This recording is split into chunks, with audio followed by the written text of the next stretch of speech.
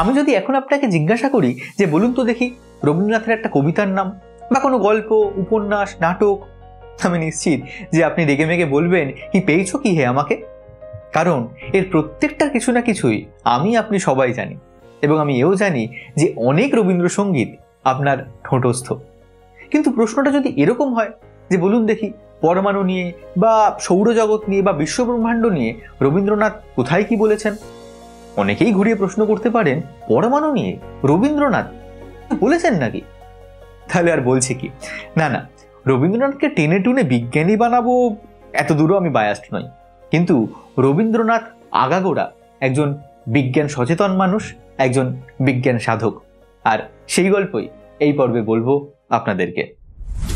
রবীন্দ্রনাথ ঠাকুরের লেখা প্রথম গল্প বা কবিতা এগুলো নিয়ে বিভিন্ন সময় চর্চা হয়, কিন্তু আপনি কি জানেন রবীন্দ্রনাথ ঠাকুরের লেখা প্রথম প্রবন্ধ বা ধারাবাহিকটি হলো একটা বিজ্ঞান বিষয়ক রচনা, নাম গ্রহগণ জীবের আবাসভূমি, এবং যেটা তিনি লিখেছিলেন তার 12 বছর বয়সে বালক পত্রিকায়। তার কিছু আগে রবীন্দ্রনাথ বাবার সঙ্গে গিয়েছিলেন ডালহৌসি পাহাড়ে। সেখানে দেবেন্দ্রনাথ ঠাকুর তাকে বিভিন্ন গ্রহ নক্ষত্রের অবস্থান এবং তাদের সম্পর্কে অন্যান্য গল্প বলতেন, আর যেগুলো শুনে রবীন্দ্রনাথ লিখে ফেলেছিলেন প্রবন্ধটা। রবীন্দ্রনাথের ছোটবেলা থেকেই ঠাকুর বাড়িতে বিজ্ঞান চর্চার একটা আবহ ছিল। আমরা জানি যে ঠাকুর বাড়ির ছেলেরা মেডিকেল কলেজে যেত সব ব্যবচ্ছেদ দেখতে, যাতে তারা মানুষের শরীরতত্ত্ব বা দেহতত্ত্ব সম্বন্ধে জানতে পারে। এবং রবীন্দ্রনাথ নিজে স্মৃতিচারণ করেছেন যে ছোটবেলা সীতানাথ দত্ত আসতেন তাদের বাড়িতে, যিনি বিভিন্ন বৈজ্ঞানিক পরীক্ষা নিরীক্ষা হাতে কলমে করে দেখাতেন। তিনি বলেছেন তিনি অক্ষয় কুমার দত্ত, সাতকড়ি দত্ত এদের বিভিন্ন বিজ্ঞান নির্ভর বই পড়তেন, এবং তার উপর দায়িত্ব ছিল যে সেই বইগুলো পড়ে শিখে তিনি যা শিখলেন সেগুলোকে ভীষণ সহজ সরল করে বালক পত্রিকায় লিখতে হবে, যাতে ছোট ছোট ছেলেমেয়েরা এগুলো পড়তে পারে বা বুঝতে পারে। এবং তিনি সেই কাজটা করতেন। আর জীবনের শেষ প্রান্তে 76 বছর বয়সে এসেও তিনি তার থেকে বিচ্যুত হননি, এবং হননি বলে লিখেছিলেন বিশ্ব পরিচয়, যে বইটাতেই তিনি ওই পরমাণু, বিশ্বব্রহ্মাণ্ড বা সৌরজগৎ সম্বন্ধে খুব সংক্ষেপে বা খুব সহজ করে আমাদেরকে জানিয়েছিলেন। ছোটবেলা থেকে তার যে এই বিজ্ঞান চর্চা তার রেশটা রয়ে গেছিল বড় হয়েও।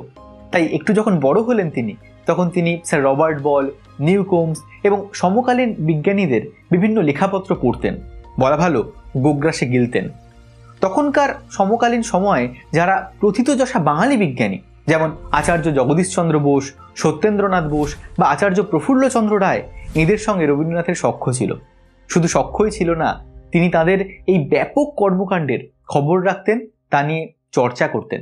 এবং এও জানা যায় যে ত্রিপুরার মহারাজার সঙ্গে সখ্যতার সূত্রে তিনি জগদীশচন্দ্র বসুকে বেশ কিছু আর্থিক সাহায্যও এনে দিয়েছিলেন। সুতরাং ভারতের বিজ্ঞান চর্চায় বা বাঙালির বিজ্ঞান চর্চায় রবীন্দ্রনাথের একটা অবদান তো আছেই। এবং আপনারা এটা জানলে অবাক হবেন যে প্রশান্তচন্দ্র মহলানবিশকে রবীন্দ্রনাথ বলেছিলেন যে রাশি বিজ্ঞানের একটা স্কুল তৈরি করতে, আর তারই ফল আজকের ISI বা ইন্ডিয়ান স্ট্যাটিস্টিক্যাল ইনস্টিটিউট। নোবেল পুরস্কার পাওয়ার পর রবীন্দ্রনাথ যখন বিশ্বের বিভিন্ন দেশে ঘুরে বেরিয়েছেন, তিনি দেখেছেন যে পাশ্চাত্যে বা ইউরোপে জ্ঞান বিজ্ঞান চর্চার উন্নতি বা প্রযুক্তির উন্নতি কিভাবে দিনে দিনে তাদেরকে সমৃদ্ধ করছে, এবং উল্টো দিকে তিনি দেখেছিলেন ভারতকে, যেখানে সাধারণ মানুষের মধ্যে বিজ্ঞান সচেতনতার বড্ড অভাব। এজন্য তিনি বলতেন যে আমাদের মন রয়েছে অবৈজ্ঞানিক হয়ে, যা কেবল বিদ্যার বিভাগে নয় আমাদের সমস্ত কাজে অকৃতকার্য করে রাখছে। আমরা বুঝতে পারি যে বিজ্ঞান চেতনা নিয়ে বা বিজ্ঞান চেতনার প্রসার নিয়ে তার ভাবনা চিন্তাটা ঠিক কী, এবং এ কারণে তিনি তার লেখায় বা বক্তৃতায় বারবার বিজ্ঞান চেতনা বা বিজ্ঞান মনস্কতা ছড়ানোর কথা বলেছেন। তিনি কেবল বলেননি, কাজের ক্ষেত্রে করার চেষ্টা করেছেন। তাই কৃষির সঙ্গে তিনি জুড়েছেন বিজ্ঞানকে, বা তিনি যেখানে কাজ করেছেন সেই শ্রীনিকেতন বা শান্তিনিকেতনের স্কুলে সর্বদা ছেলে মেয়েদের মধ্যে এই বিজ্ঞান চেতনা ঢোকানোর চেষ্টা করেছেন। আমরা যদি রবীন্দ্র সাহিত্য দেখি তাহলে দেখব তার লেখায়, তার কবিতায়, তার গানে বিভিন্নভাবে বৈজ্ঞানিক বিভিন্ন অনুষঙ্গ এসেছে, এবং তার বিজ্ঞান চেতনা তাকে কিভাবে প্রভাবিত করেছে। কিন্তু রবীন্দ্র সাহিত্য খুঁড়ে সেই সমস্ত নজির তুলে আনা আমাদের উদ্দেশ্য নয়। আমাদের উদ্দেশ্য এটাই যে রবীন্দ্রনাথ যা করতে চেয়েছিলেন, তিনি যা বলে গিয়েছিলেন, আজও তা সম্পূর্ণ হয়নি। আজও আমাদের মধ্যে, আমাদের সাধারণ মানুষের মধ্যে বিজ্ঞান চেতনার অভাব আছে। আমরা হয় জানি না, না হলে জানতে চাই না। দেখুন, আমরা প্রত্যেকে মাধ্যমিক লেভেল পর্যন্ত বিজ্ঞান পড়ি, কিন্তু আমরা কতজন সেটাকে জীবনে প্রয়োগ করি? আজকে কোথাও না কোথাও বিজ্ঞান এবং সাহিত্য বা সায়েন্স এবং আর্টস ঘটি বাঙালের মতো একটা মুখোমুখি দ্বান্দ্বিক অবস্থানে গিয়ে দাঁড়িয়েছে, কিন্তু আদতে এদের মধ্যে কোনো তো ফারাক নেই, এরা একে অপরের পরিপূরক। রবীন্দ্রনাথ সেটাই বলতে চেয়েছিলেন। তিনি বলতে চেয়েছিলেন যে বিজ্ঞানকে যদি আমরা নিজেদের জীবনে আঁকড়ে না ধরি বা নিজেদের জীবনের মধ্যে গ্রহণ না করি, তাহলে জাতি কোনোদিন উন্নতি করতে পারবে না। এবং এই কারণেই হয়তো বিশ্ববিখ্যাত বিজ্ঞানী আইনস্টাইনের সঙ্গে রবীন্দ্রনাথ মুখোমুখি বসতে পেরেছিলেন, তার সঙ্গে তর্ক করতে পেরেছিলেন। হ্যাঁ, এটা ঠিক যে আইনস্টাইন রবীন্দ্রনাথের সব কথা মেনে নেননি, তাদের মতান্তর ছিল, কিন্তু তিনি বাধ্য হয়েছিলেন রবীন্দ্রনাথের মতামতকে সম্মান জানাতে।